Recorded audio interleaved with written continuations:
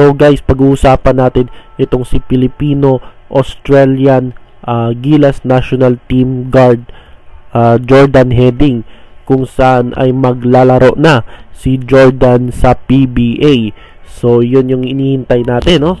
Na maglalaro itong si Jordan Heading dyan sa PBA at maglalaro siya dyan sa Converge Fiber Xers. So ang balita ay na-trade itong si Jordan Heading mula Terra Firma to Converge.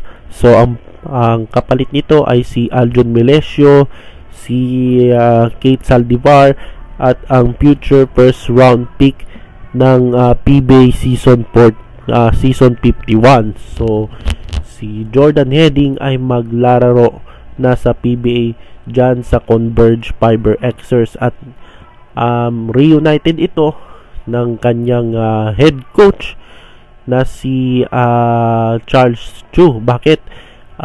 Naging coach kasi si Coach Charles ng SGA, yung Strong Group Athletics, kung saan nag-champion sila sa isang tournament at siya ay kasalukuyang assistant coach dyan sa Converge. So reunited sila ni Coach Charles. So napakalakas na ng Converge ngayon at may bali-balita ba?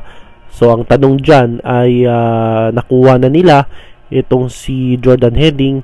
Susunod na kaya itong sina Mikey Williams at Troy Rosario? May interest pa ba sila until now dito kay Troy Rosario? So yan ang hinihintay natin. So ang alam natin ay napakalakas na ng lineup ng Converge Fiber Xers. So abangan natin sila next conference, kung anong epekto nito sa dahil Converge na, no, itong si Jordan Heading. Kung matandaan ninyo, na-drop itong si Jordan Heading first round ng 2019 at ito 2020, ko alam mo yun, 2020 pala, no, 2020 PBA rookie draft sa Terra Firma.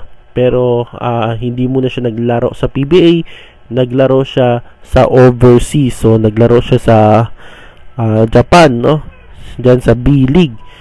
So ngayon ay maglalaro na siya finally sa PBA itong si Jordan Heading. So abangan natin itong si Jordan Heading at ang kampanya ng Converge Fiber Xers next conference.